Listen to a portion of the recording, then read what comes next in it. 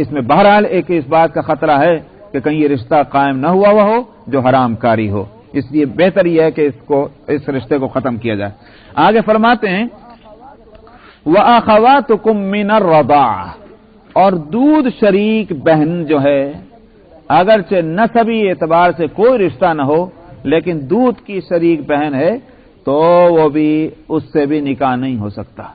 کسی لڑکے نے اور کسی لڑکی نے ایک عورت کا دودھ پیا تھا، وہ دونوں چاہے آپس میں ان کا کوئی رشتہ پہلے سے نہ ہو یا اس عورت سے بھی ان کا کوئی رشتہ نہ ہو لیکن دودھ پیا ہے، اگر اس صورت میں یہ دونوں دودھ کے بھائی بہن ہو گئے، ان دونوں کا نکاح نہیں ہو سکتا، حرام ہے، چاہے ایک ہی وقت کے اندر دونوں نے پیا ہو یا مختلف اوقات میں دودھ پیا ہو۔ اس کے لیے یہ کوئی ضروری نہیں ہے کہ جس زمانے میں یہ دودھ پیتا تو اس زمانے میں وہ دودھ پی رہا، یہ ضروری نہیں ہے، بلکہ رشتہ قائم ہونے کے واسطے ٹائم کا مسئلہ نہیں ہوتا، پیریڈ کا، بلکہ یہ کہ وہ کسی بھی وقت جب پی لیا دودھ۔ اس میں ایک بات یہ بھی رہے کہ دودھ جو ہے وہ گھونٹ دو گھونٹ ضرور پینے سے بھی ہو جاتا ہے، تو مستن او مستین کے لفظ حدیث میں حضرت عائشہ رضی اللہ عنہا کے آ رہے ہیں، اگرچہ بعض فقہا کہتے ہیں کہ جب تک کہ ایک تین گھونٹ جو تین قطرے جو ہیں یا تین چوسنا، مسا قطرے کے لفظ میں نے غلط کہا، چوسنا جس کو کہتے ہیں وہ مسا، اس کو کہتے ہیں مسا، تو 3 مرتبہ اگر چوس لے تو ہوگا، لیکن حضرت عائشہ کی روایت جو ہے وہ مستن اور مستین کی ہے، تو زیادہ فقہا اسی کو لے رہے ہیں کیونکہ حرمت کا معاملہ ہے تو احتیاط ہونی چاہیے۔ اسی کے ساتھ ایک مسئلہ یہ بھی ہے کہ اگر یہ تو ثابت ہے کہ عورت یہ کہتی ہے یا لوگ دیکھنے والے کہتے ہیں کہ ایک عورت نے اپنے چھاتی جو ہے اپنے بچے کے منہ میں دی تھی کسی بچے کے، لیکن پلانا یہ نہیں ہے، عورت کہتی ہے پلایا نہیں، دودھ نہیں پیا اس نے، خالی میں نے اپنی چھاتی سے اس کے منہ کو لگایا تھا، تو اس سے بھی رشتہ حرمت کا قائم نہیں ہوتا، کیونکہ یقین لا یزول بالشک، اصول یہ ہے کہ یقین شک سے زائل نہیں ہو سکتا۔ یقین تو یہ ہے کہ ان دونوں کا مثلاً یہ رشتہ رضاعت کا نہیں ہے اور دودھ کا رشتہ قائم نہیں ہوا، تو میں شک کی بنیاد پر نہیں قائم کریں گے، تو اس کے لیے بات صاف ہونی چاہیے کہ دودھ پیا کہ نہیں پیا۔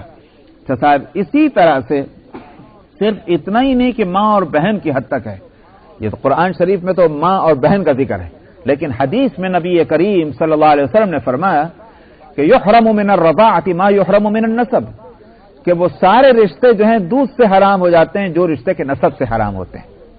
اس کے معنی کیا ہوئے کہ مثلا کسی لڑکی نے جس عورت کا دودھ پیا تو اس کو ماں مانا جائے گا۔ اب اگر اس کی سگی ماں کوئی ہوتی اور اس کے رشتے سے مثلا جو خالہ بنتی، اسی طرح سے جو ماموں بنتا اور جو خالو بنتا، وہ اس رشتے سے بھی اس کے ماموں اور خالو اور سوارثار بنتے چلے جائیں گے۔ بات سمجھ آ رہی نہیں آ رہی؟ تو اس کا مطلب کیا ہوا کہ جس عورت نے دودھ پلایا ہے اس کا بھائی اس لڑکی کا کیا بنے گا؟ کیا بنے گا بھائی؟ ماموں بنے گا، اس سے بھی شادی نہیں ہو سکتی۔ سمجھ میں آیا؟ یا اسی طرح سے کسی بچے نے دودھ پیا تھا لڑکے نے، تو عورت کی بہن اس کی کیا بنے گی؟ خالہ بن جائے گی، اس سے بھی نکاح نہیں ہو سکتا۔ تو رضاعت سے دودھ پلانے سے وہ سارے رشتے حرام ہو جائیں گے جو رشتہ کے نسب سے جس طرح سے حرام ہوتا ہے۔ تو اس بات کو بھی یہ اصولی طور پر ذہن میں رکھا جائے۔ مزید تفصیلات جیسے کوئی کہیں اگر کسی کے یہاں کوئی مسئلہ درپیش ہو تو وہ اس مسئلے کو رکھ کر کے اور پھر اس کا حکم پوچھ سکتے ہیں۔ وَأُمَّهَاتُ نِسَائِكُمْ، اور اسی طرح سے اپنی بیویوں کی ماؤں سے بھی نکاح حرام ہے، تمہاری بیویوں کی، جس کو کہتے ہیں ساس، تو ہم خوش دامن، تو مدر ان لا جو ہیں ان سے بھی نکاح حرام ہے۔ وہاں بھی امہات کا لفظ ہے، اس کا معنی یہ ہوگا کہ بیوی کی ماں ہی سے نہیں، بیوی کی دادی، بیوی کی نانی، ان سب سے جو ہے نکاح حرام ہو جائے گا نکاح ہو جانے کی صورت میں۔ وَرَبَائِبُكُمُ اللَّاتِي فِي حُجُورِكُم مِّن نِّسَائِكُمُ اللَّاتِي دَخَلْتُم بِهِنَّ، ایک شخص نے کسی عورت سے شادی کی اور وہ عورت جو ہے وہ اس کی ایک لڑکی اس کے ساتھ آئی ہے اور وہ لڑکی اس کے پہلے شوہر سے پیدا ہوئی۔ آئی بات سمجھ میں نہیں؟ وہ لڑکی اس کے پہلے شوہر سے پیدا ہوئی، وہ لڑکی ساتھ میں ہے، تو اب یہ ان کی گود میں آ گئی اس آدمی کے، کیونکہ وہی اب تربیت کا ذمہ دار بن گیا۔ تو اس کو فرماتے ہیں کہ یہ اس لڑکی سے تمہارا نکاح نہیں ہو سکتا اس صورت میں جبکہ تم اس کی ماں سے تم اگر وہ تعلق قائم کر لو نکاح کے بعد وہ تعلق قائم ہو تو تب اس لیے لڑکی حرام ہوگی جو کسی اور شوہر پہلے شوہر سے آئی اس کے ساتھ. لیکن اگر تمہارا اس سے ہم بستری کا تعلق نہ ہو تب اور تم طلاق دے دو پھر اس کی اس بیٹی سے تم نکاح کر سکتے ہو کہ جو اس کے پہلے شوہر سے آئی, کیونکہ تمہارا ابھی اس سے کوئی تعلق نہیں ہوا ایسا کہ جس کی وجہ سے اس کی بیٹی حرام ہوتی. فَإِن لَّمْ تَكُونُوا دَخَلْتُمْ بِهِنَّ, اگر تم نے ان کے ساتھ ہم بستری نہیں کی ہے تو پھر کوئی حرج نہیں ہے تمہارے واسطے. فَلَا جُنَاحَ عَلَيْكُمْ. اسی طرح وَحَلَائِلُ أَبْنَائِكُمُ الَّذِينَ مِنْ أَصْلَابِكُمْ, جو تمہارے پیٹ سے پیدا ہونے والے جو بیٹے اور پوتے پڑپوتے وغیرہ جو بھی ہیں ان کی جو حلائل کا مطلب ان کی بیویاں جو ہیں ان سے بھی تم نکاح نہیں کر سکتے. یہ جس کو میں نے شروع میں ذکر کر دیا. اچھا, یہاں ایک بات اور یہ بھی بتلا دوں کہ یہاں جس طرح یہ نکاح ہی نہیں ہے اصل, تو بالفرض اگر کسی شخص نے ناجائز طور پر زنا بھی کسی سے کیا اور حرام رشتہ تعلق کیا تب بھی یہ بات ہوگی کہ اس کا بیٹا اس سے نکاح نہیں کر سکتا, یا اسی طرح سے اس کا باپ بھی نہیں کر سکتا. کسی نے اگر کیا ہے کسی زنا کاری کی ہے تو اس کا باپ جو ہے اس عورت سے شادی نہیں کر سکتا, تو زنا سے بھی وہ حرمت قائم ہو جاتی ہے. وَأَن تَجْمَعُوا بَيْنَ الْأُخْتَيْنِ إِلَّا مَا قَدْ سَلَفَ, اور یہ کہ تم جمع کرو دو بہنوں کو ایک ہی نکاح میں, یعنی مطلب کوئی آدمی دو بہنوں سے شادی کر لے, یہ بھی ایسا نہیں ہوگا, جمع نہیں ہو سکتے. یہاں بھی بہنوں میں وہ ہر طرح کی بہن, حقیقی ہو, اللاتی ہو, اخیافی ہو, کوئی بھی بہن, دو بہنوں کو جمع نہیں کر سکتے ایک ہی نکاح کے اندر. ہاں یہ ہے کہ ایک کو طلاق دے دیں یا انتقال ہو جائے, تو پھر اس صورت میں یہ اس کی عدت پوری ہو جانی چاہیے. عدت جب پوری ہو جائے گی تب اس کی بہن سے شادی کر سکتے ہیں. تو ہم عدت پوری ہونا ضروری ہے, کیونکہ ہو سکتا ہے کہ ابھی عدت کے دوران جو ہے یہ واپس کر لے اس کو اور نکاح میں واپس لے آئے طلاق دینے والا, تو نکاح اس کی عدت پوری ہونا ضروری ہے. عدت کے بعد پھر اس کی بہن سے شادی کر سکتے ہیں. الا ما قد سلف, جو ہو چکا وہ ہو چکا. مطلب یہ ہے کہ وہی بات جو وہاں میں نے کہی تھی کہ اب کئی پشتوں پہلے کے قصے کو مت کھینچ کے لانا اور کسی کے پر تانے دینا اور اس کو بدنام کرنے کی کوشش کرنے کی اب ضرورت نہیں ہے. جو ہو چکا ہے. لیکن ہو چکا کے معنی یہ نہیں ہے کہ اگر کسی کو مسئلہ معلوم نہیں اور آج آپ مسئلہ بتا رہے ہیں کہنے لگے جو ہو چکا اب تو آئندہ نہیں کرنے کے, لیکن اب تو رہنے دیجئے, نہیں ہے. اسی واسطے حدیث میں آتا ہے کہ نبی کریم صلی اللہ علیہ وسلم نے ایک صحابی کو یہ اس بات کی حکم دیا کہ جب وہ مسلمان ہوئے تو ان کی نکاح میں دو بہنیں تھیں. آپ نے فرمایا کہ تم ان میں سے ایک کو جس کو تم چاہو اس کو طلاق دے کر الگ کرو, دو بہنوں کو ایک وقت میں تم اپنے نکاح میں نہیں رکھ سکتے. تو آپ نے اس حکم کو نافذ کیا. ان اللہ کان غفور الرحیم, اللہ سبحانہ و تعالی مغفرت فرمانے والے ہیں اور مہربان ہیں. چونکہ یہ حرام ہے, کسی نے اگر کیا تو اس کا مطلب کیا ہوا, ارے بھائی میں نے تو حرام کاری کی تھی, مجھے اب اللہ معاف فرما دیں گے. تم اب مسلمان ہو گئے, اب توبہ کر لے ہو تو اللہ تعالیٰ اس پچھلے گناہ کو معاف کر دیں گے, اس لیے کہ اللہ مہربان ہے. والمحصنات من النساء الا ما ملكت ايمانكم, اسی طرح سے عورتوں میں سے جو محصن ہیں ان سے بھی نکاح نہیں ہو سکتا. محصن کیا چیز ہے؟ اصل میں محصن کا لفظ بنا ہے حسن سے. حسن ہے بڑی ہا صاد اور نون. حسن کہتے ہیں اصل میں قلعے کو, فورٹ یا جو بھی آپ کہیں کیسل, یہ ہے حسن. یہ قلعہ کیوں بنایا جاتا ہے؟ بادشاہ سلامت کے حفاظت کے لیے, کہ بادشاہ اپنے قلعے میں پہنچ کے سمجھتا محفوظ ہو گیا. تو اصل میں حسن حفاظت کے لیے ہے. محسن اس کو کہتے ہیں کہ جو محفوظ ہو جائے. تو عورتوں کے محفوظ ہونے کی دو صورتیں ہیں شریعت نے جس کو دونوں کو تسلیم کیا ہے.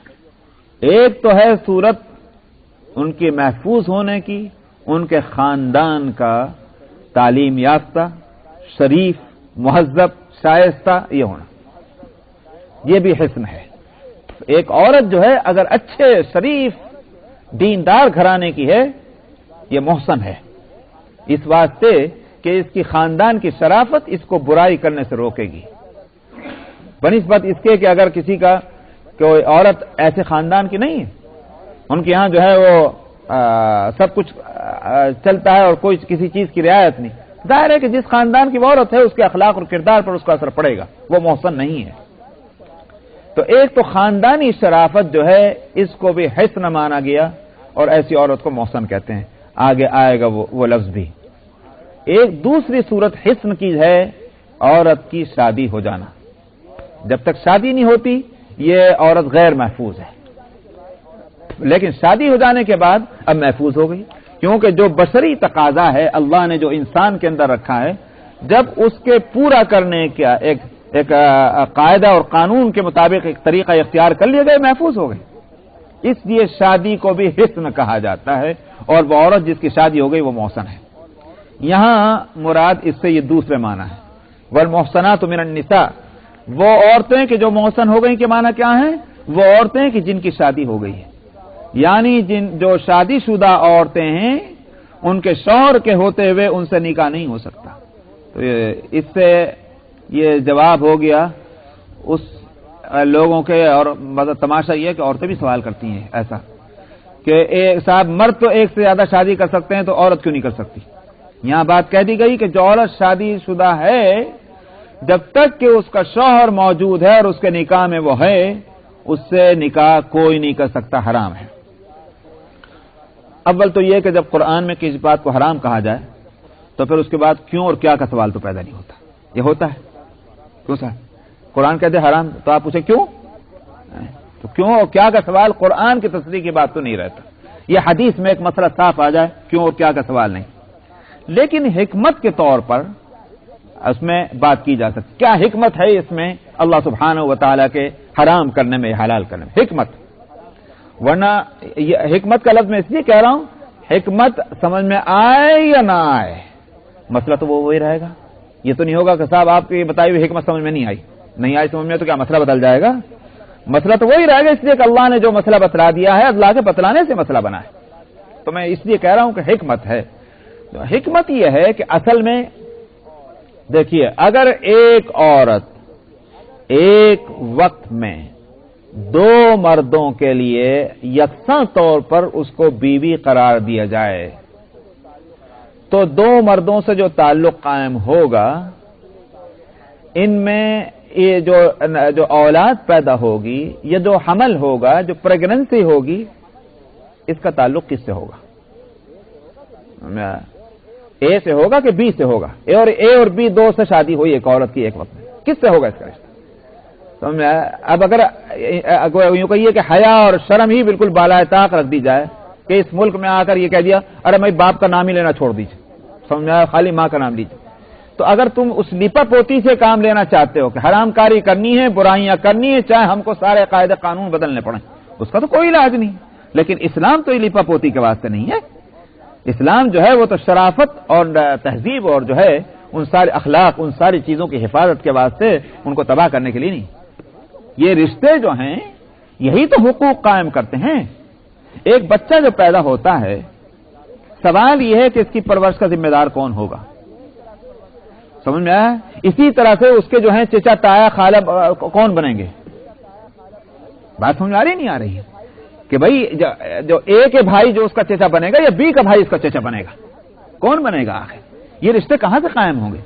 اسی لیے میں نے کہا کہ جب جو لوگ اصل میں اخلاقی اس پورے سسٹم کو بگاڑنے کو تیار ہوں وہ بے شک لیپا پوتی کریں، لیکن اسلام میں ہی نہیں ہے. اس واسطے ایک عورت، اسی لیے آپ دیکھ رہے ہیں کہ صاحب اگر کسی مرد نے کسی عورت کو طلاق دے دی تو دوسرے ہی دن وہ شادی نہیں کر سکتی، عدت گزارنی ہے. اور عدت کیا ہے؟ 3 پیریڈ. اگر پیریڈ آتے ہیں تو 3 پیریڈ ہونے چاہیے، 1 نہیں، 2 نہیں، 3. کیوں ہے یہ؟ اس واسطے کہ یہ بات بالکل کلیئر ہو جائے کہ اس کا رحم صاف ہے، یہ پریگننٹ نہیں ہے. سمجھ میں آیا؟ کیوں؟ اس لیے کہ اسی پریگننسی کے ساتھ اس کی شادی ہو گئی اور دوسرے کے ساتھ اس کا تعلق ہوا، تو سوال یہ کہ بچہ کس کا ہوگا؟ تو نسب کی حفاظت جو ہے اسلام میں بہت اہم ہے، یہ ہے وہ وجہ۔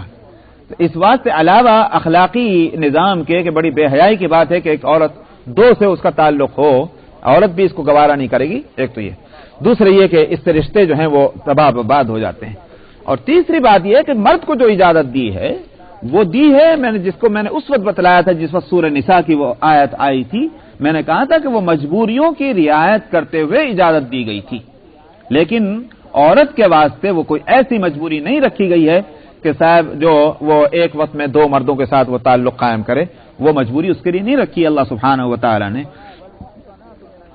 تو فرمایا والمحصنات من النساء، اور جو شادی شدہ ہیں عورتوں میں سے وہ بھی حرام ہیں، الا ما ملکت ایمانکم، سوائے جن کے تم مالک ہو، یعنی تمہاری جو باندیاں ہیں ان سے تم یہ تعلق قائم کر سکتے ہو۔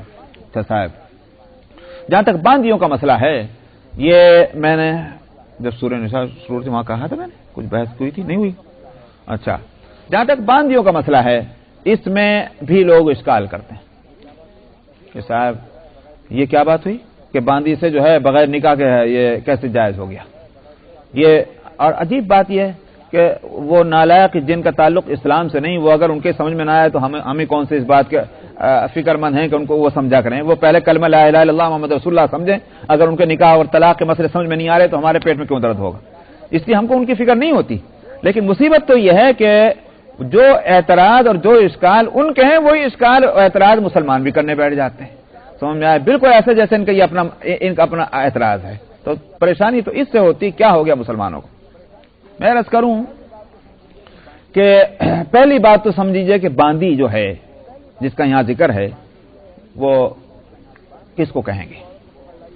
باندی یہ نہیں کسی عورت کو پکڑ لائی ہونے کا یہ میری باندی ہو گئی، یہ مطلب نہیں ہے، غلط ہے یہ، بلکہ یہ کہ اگر مسلمان ملک اور مسلمان امیر بادشاہ خلیفہ جو بھی ہو، اگر جنگ ہوئی کسی کافر ملک سے، کافر شہر بلاد سے، اور اس جنگ کے نتیجے میں جو ادھر سے قیدی آئے ہیں، اگر کوئی آج کل کے جو دستور ہے اس کے مطابق اگر کوئی ایگریمنٹ یہ نہیں ہے کہ گورنمنٹ ذمہ دار ہے ان قیدیوں کی، جس کو آج کل وہ کیا ہے وہ ہاں پی او ڈبلو، جو آج کل کا ایگریمنٹ ہے پی او ڈبلو، اگر اس طرح کا نہ ہو مثلا، تو اب ظاہر گورنمنٹ ذمہ دار ہے، پھر بھی اسلام یہ کہتی ہے حکومت ہی ذمہ دار ہے ان قیدیوں کی، تو اس صورت میں اگر وہ مسلمان ہو جاتے ہیں، کون؟ وہ قیدی، تب تو وہ آزاد تھے، آزاد رہیں گے، اور وہ اس ملک کے باشندے ہیں، جس طرح سے اور مسلمان ہیں اسی طرح سے یہ بھی ہیں۔ لیکن اگر وہ اسلام قبول کرنے کو تیار نہیں ہیں اور گورنمنٹ جو ہے اب ان کا انتظام نہیں کر سکتی، یا جو بھی ہے وہ اس طرح لوگوں کو دیتی ہے کہ بھئی تم لو، ایک تم لے لو، ایک تم لے لو، ایک تم لے لو، بانٹ دیتی ہے تاکہ ان کو ٹیک کیئر کر سکیں وہ، ورنہ تو یہ کہ یہ اس پورے ملک کے اندر یہ گند پھیلائیں گے، تو پھر اس صورت میں یہ غلام اور باندی بنتے ہیں۔ نمبر ایک تو یہ ہو گیا، یہ ہے باندی بننے کی صورت۔ آئیے اب مسئلہ یہ ہے کہ یہ اس کو قرآن نے اجازت دی ہے اور یہاں کوئی نکاح کی قید نہیں، یہی سوال ہوتا ہے کہ نکاح کے بغیر، میں عرض کرتا ہوں نکاح کہتے کس کو ہے؟ نکاح جو ہے وہ ہے اصل میں ایک مرد اور ایک عورت کا یہ ایگریمنٹ، یہ ڈیل کہ یہ مرد میں عورت کہتی ہے کہ تم کو میں یہ اختیار دیتی ہوں، میں آفر دیتی ہوں کہ تم میرے بدن کے اس حصے سے فائدہ اٹھا سکتے ہو، اور مرد جو ہے وہ اس کو قبول کرتا ہے اور اس کا ایک معاوضہ ہے جس کو مہر کہا گیا، وہ مہر اس کے بدلے میں ہے، یہ ہے نکاح، سمجھ میں آیا؟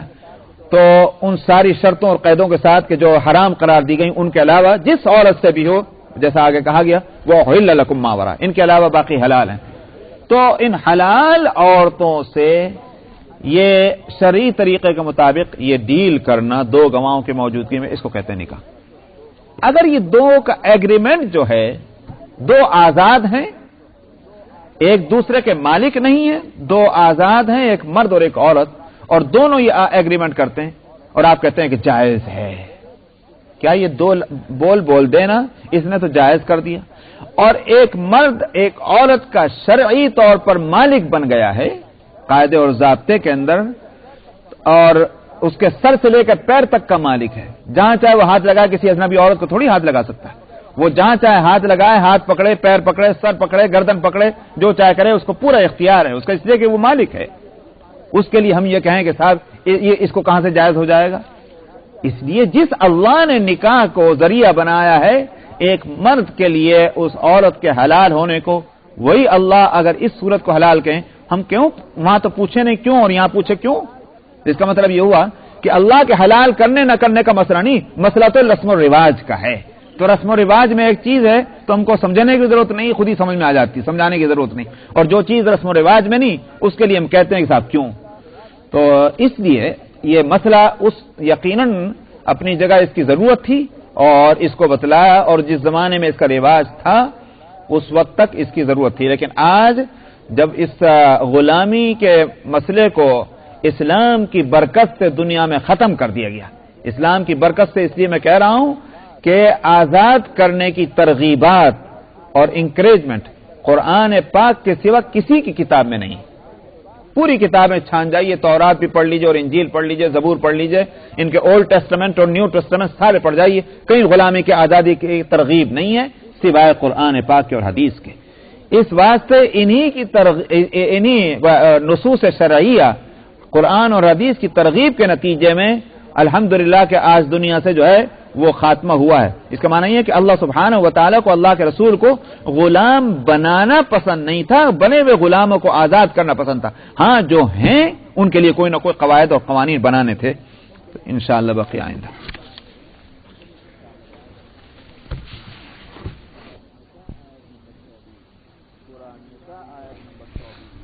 سورہ النساء آیت نمبر 24. اعوذ باللہ من الشیطان الرجیم. بسم اللہ الرحمن الرحیم. والمحصنات من النساء إلا ما ملكت أيمانكم كتاب الله عليكم وأحل لكم ما وراء ذلكم أن تبتغوا بأموالكم محصنين غير مسافحين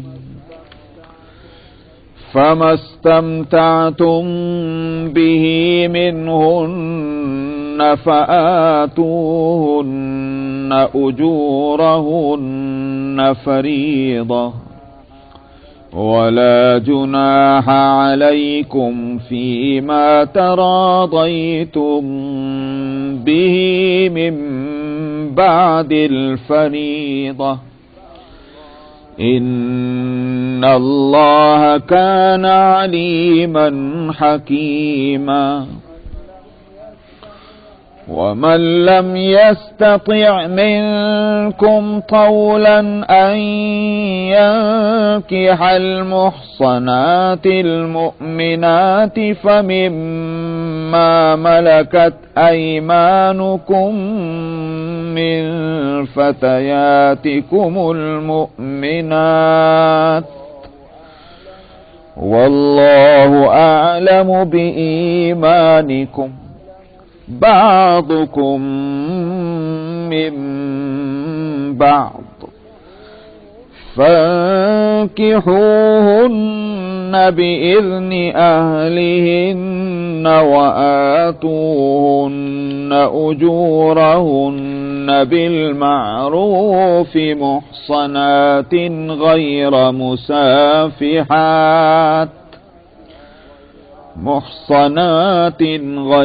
مسافحات ولا متخذات أخدان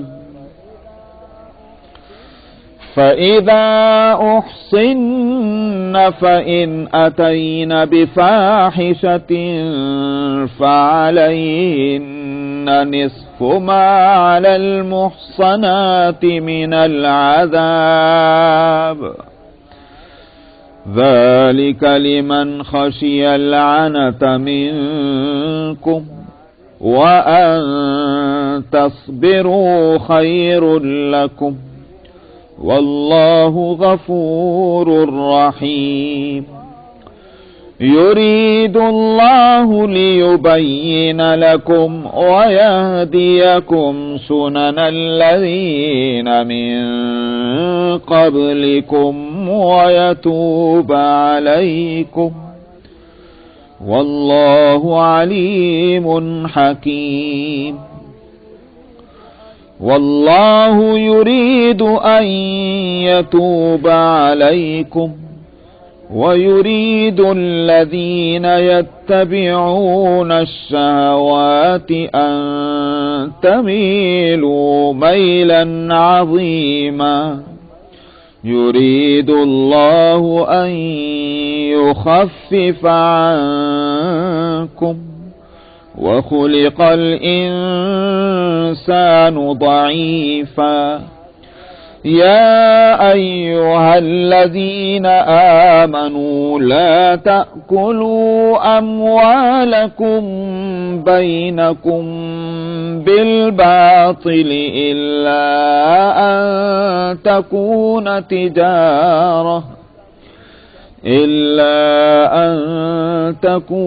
تجارة عن تراض منكم ولا تقتلوا أنفسكم إن الله كان بكم رحيما ومن يفعل ذلك عدوانا وظلما فسوف نصليه نارا وكان ذلك على الله يسيرا صدق اللہ العظیم.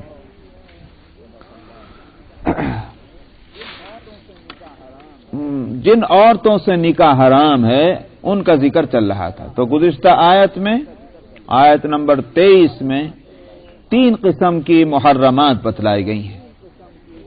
ایک تو نسب کی وجہ سے نسبی حرمت قائم یعنی اصول اور فروع کہ ماں باپ دادا دادی نانا نانی وغیرہ یہ سب اصول کہلاتے ہیں. فروع کہلاتے ہیں اولاد بیٹا بیٹی پوتا پوتی یہ اس طرح کے یہ سب جو ہوں گے یہ فروع کہلائیں گے. تو یہ نسب کی وجہ سے یہ حرام ہوئے ان سے نکاح نہیں ہو سکتا. ایک قسم تو یہ ہوئی.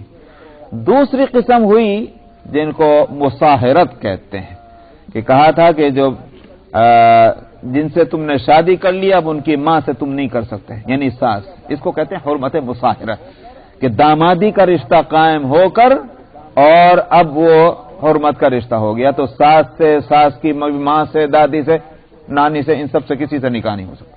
اس کو کہتے ہیں حرمت مصاہرت. تیسری قسم تھی حرمت رضاعت کی. دودھ کی وجہ سے کسی عورت کا بچپن میں جس نے دودھ پیا اگرچہ اس سے کوئی نسبی رشتہ نہ ہو مگر دودھ نے آ کر کے یہ حرمت قائم کی ہے. تو یہ 3 قسمیں تو وہاں اس ایک آیت میں بتلائی تھی. اور اس آیت میں فرماتے ہیں کہ وہ بھی اس سے بھی نکاح نہیں ہو سکتا کہ جو خود کسی کے نکاح میں ہے. تو شادی شدہ عورت سے نہیں ہو سکتا جب تک کہ اس کا شوہر موجود ہے اور وہ اس کے نکاح میں ہے چاہے شوہر سے الگ ہوئے کتنا بھی عرصہ ہو جائے. اس بات کو میں خاص طور پر اس لیے کہہ رہا ہوں کہ بعض لوگوں کے ذہن میں یہ ہے کہ شوہر سے اگر بیوی کچھ دن کے بعد سے یا کہ 1-2 سال کے بعد سے دور رہے الگ ہو جائے تو وہ نکاح شاید ختم ہی ہو جاتا ہے. بالکل نہیں ہوتا. سمجھا؟ ایسے خود بخود تھوڑی ہو جاتا ہے نکاح. اگر خود بخود رشتہ نکاح نہیں ہو سکتا تو خود بخود ختم کیسے ہو جائے گا. اس لیے 20 سال بھی الگ رہ لو کبھی نہیں ہوگا جب تک کہ اس کا جو طریقہ ہے وہ ختم ہونے کا تو جب تک وہ نہ ہو. تو اس واسطے شوہر موجود ہے تو اس عورت سے شادی نہیں ہو سکتی. والمحصنات من النساء یہاں یہ بات کہی گئی تھی الا ما ملکت ایمانکم سوائے اس کے کہ جس کے تم مالک ہو تم ان سے ایسا کر سکتے ہو. اس کے بارے میں نے پچھلے ہفتے بتلایا تھا کہ باندی والا قصہ جو ہے. کتاب اللہ علیکم، یہ اللہ سبحانہ و تعالی نے تمہارے اوپر ان چیزوں کو ایک مقرر کر دیا ہے، یعنی یہ ایسے مسئلے ہیں کہ جس کے خلاف ورزی نہیں ہونی چاہیے. وَأُحِلَّ لَكُم مَّا وَرَاءَ ذَلِكُمْ أَن تَبْتَغُوا بِأَمْوَالِكُم، اور تمہارے لیے حلال کر دی گئی ہیں جو ان کے علاوہ ہیں. جن محرمات کا ذکر کر دیا گیا ان کے علاوہ جو عورتیں ہوں گی ان سے تم شادی کر سکتے ہو. ان کی لسٹ بتانے کی ضرورت نہیں، اس واسطے کہ فہرستیں تو لسٹ دو ہی ہو سکتی ہیں، یا حرام چیزوں کی یا حلال چیزوں کی.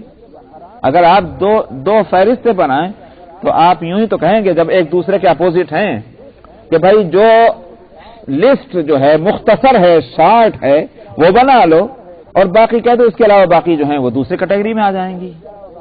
تو اگر حرام زیادہ ہوتے شریعت میں تو حرام کو چھوڑ کر حلال کی فہرست بنتی، لیکن قرآن نے ہر جگہ حرام کی فہرست گنائی ہے.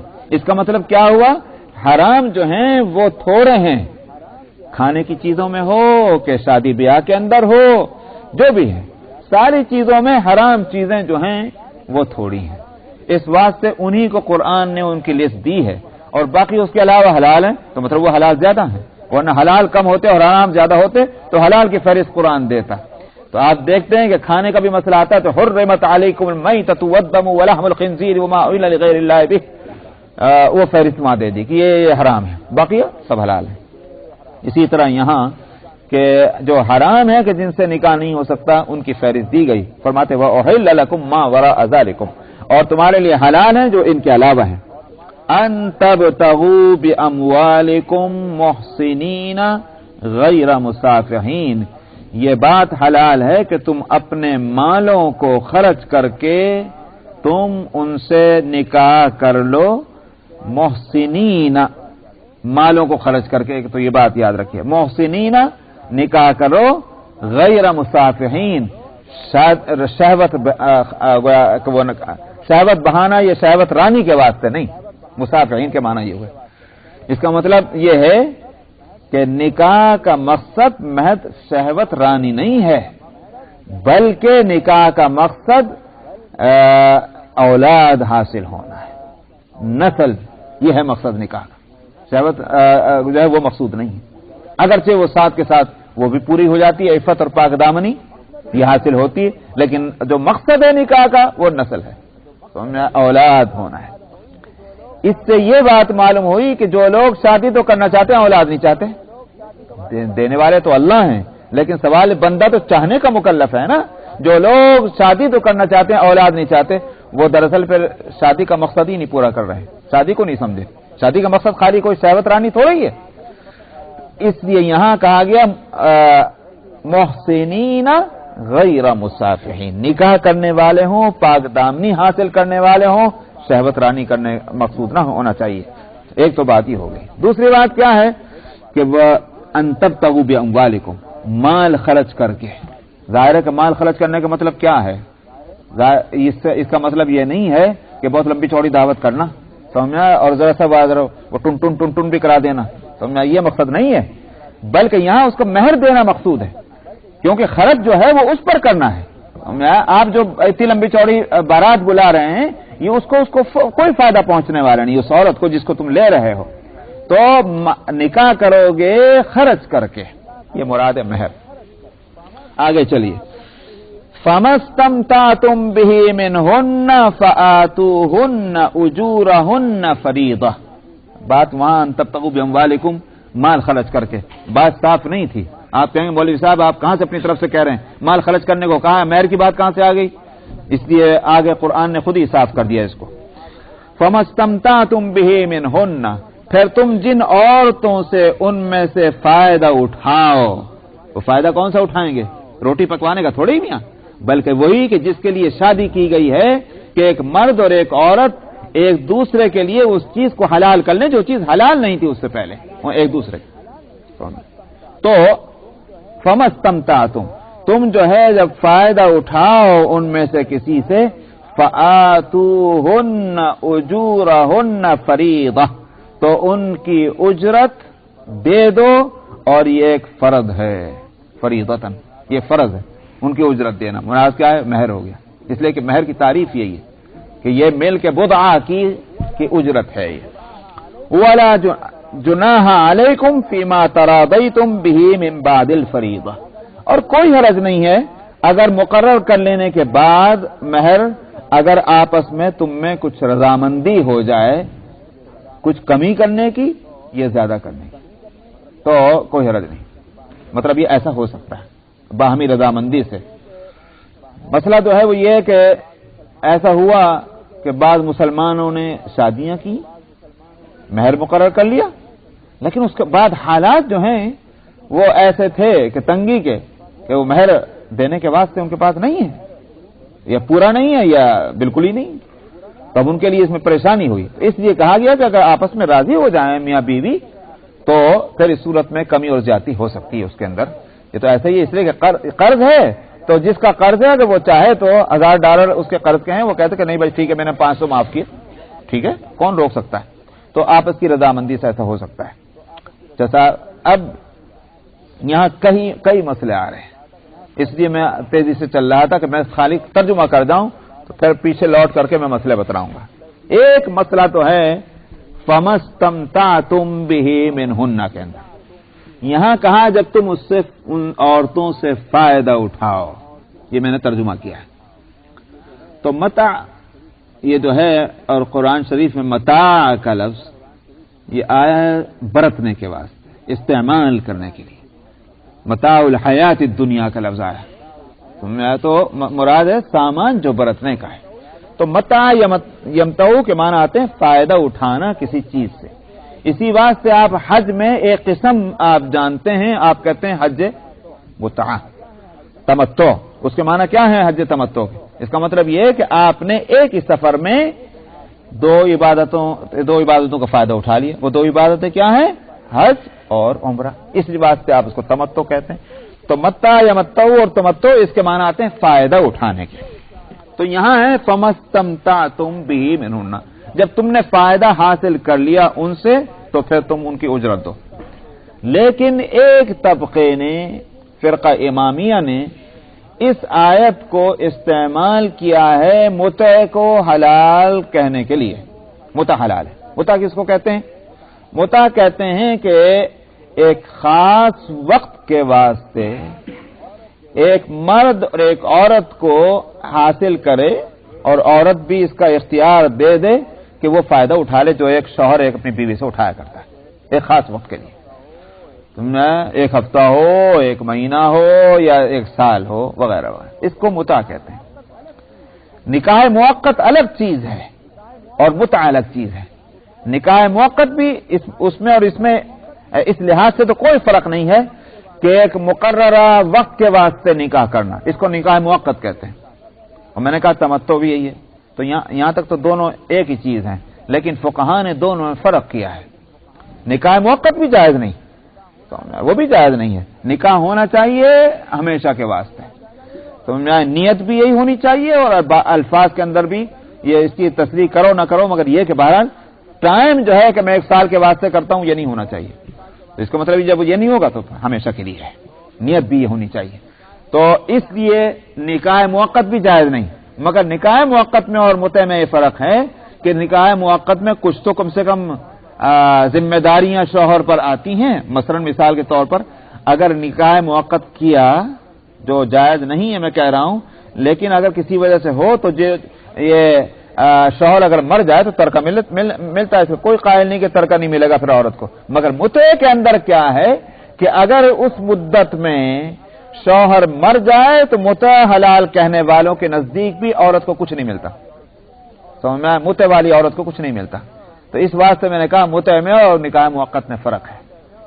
اچھا صاحب، تو نکاح ہمیشہ کے لیے وہ اس آیت کو اس لیے میں نے کہا کہ نہیں استعمال کرنا چاہیے، ان کو نہیں کر سکتے کہ پہلے جو لفظ آیا تھا، ابھی قرآن شریف پر آپ نظر رکھیں، میں نے خاص طور پر بڑے زور دے کر کہا تھا محسنین غیر مسافحین فمستمتعتم، یہ جو ہے فمستمتعتم سے پہلے 2 لفظ آئے ہیں، محسنین غیر مسافحین، شہوت رانی مقصود نہ ہو، نکاح کرنے والے ہوں۔ متع کے اندر کیا مقصد ہوتا ہے؟ سمجھ میں آیا؟ متع میں شہوت رانی تو ہوتی ہے، اور کیا مقصد ہوتا ہے؟ نہ اولاد مقصود ہے اور نہ کچھ. بات اصل یہ تھی کہ اسلام کے میں شروع میں جب حالات انسٹیبل تھے، اس وقت اسلام نے ایک دو موقعوں پر متع کی اجازت دی ہے. حالات کا تقاضا اس وقت یہی تھا، لیکن پھر حرام کر دیا گیا. اور عجیب بات یہ ہے کہ اس حرمت کی روایت کرنے والوں میں حضرت علی رضی اللہ عنہ بھی ہیں. حضرت علی رضی اللہ عنہ کی روایت ہے کہ نہا رسول اللہ صلی اللہ علیہ وسلم عن متعۃ النساء ولحوم الحمر الاہلیہ زمن خیبر. یہ حدیث ہے، مسلم شریف کی حدیث ہے، اور اس کو کیا نام ہے، مشکات میں بھی آپ دیکھ سکتے ہیں کہ حضرت علی رضی اللہ عنہ روایت کرتے ہیں کہ نبی کریم صلی اللہ علیہ وسلم نے خیبر والے سال یا خیبر کے زمانے میں، غزوہ خیبر کے زمانے میں، آپ نے عورتوں کے ساتھ متع کو حرام روکا ہے، اور اسی طرح سے جو پالتو گدھے ہیں ان کے گوشت کو بھی آپ نے حرام کرا دیا، روک دیا، آپ نے منع کر دیا. تو معلوم ہے جو جنگلی گورخر کہلاتے ہیں ان کا شکار کرنا جائز ہے، لیکن جو پالتو گدھے ہیں جن کو شہروں میں رکھا جاتا ہے بار برداری کے لیے، سامان ڈھونے کے لیے، ان کا استعمال جائز نہیں، ان کا گوشت حرام ہے. تو یہاں خیبر کے اندر، اور غزوہ خیبر کب ہوا؟ اس کے بعد سن 8 ہجری کے بعد سے، فتح مکہ کے بعد خیبر ہوا، تو سن 8 ہجری کے بعد سے غزوہ خیبر کے بعد ثابت نہیں ہے. بعض لوگوں کی اگر چرا ہے کہ فتح مکہ کے دن بھی تھوڑی دیر کے بعد سے حلال ہوا تھا. یہ کچھ روایتیں ہیں، لیکن یہ کہ یہ ایسی نہیں کہ جس کو بخاری اور مسلم اور ترمذی کے معیار کی روایتیں قرار دیے جائے. تو بہرحال ہے تو اس کی بھی تعویل ہے. اس کی تعویل ہے کہ پھر اس کے بعد تو کہیں بھی نہیں، اس کا کوئی ثبوت نہیں ہے کہ نبی کریم صلی اللہ علیہ وسلم نے اجازت دی ہو. اور بتلاؤں کہ تمام صحابہ میں ڈھونڈ ڈھانڈ کر کے 2 صحابی ایسے ملے کہ جن سے یہ بات ملتی ہے کہ وہ حلت کے قائل تھے، متع کے، یعنی ان کے نزدیک متع حلال تھا. ایک عبداللہ ابن عباس رضی اللہ عنہ اور دوسرے عبداللہ ابن مسعود رضی اللہ عنہ. ان 2 کے بارے میں یہ ہوا کہ ایک روایتیں آتی ہیں کہ وہ حلال سمجھتے ہیں. لیکن سعید ابن المسیب جو تابعین ہیں اور بڑے مشہور تابعین ہیں، بڑے محدثین میں ہیں، بڑے علماء میں ہیں، کوئی شبہ نہیں.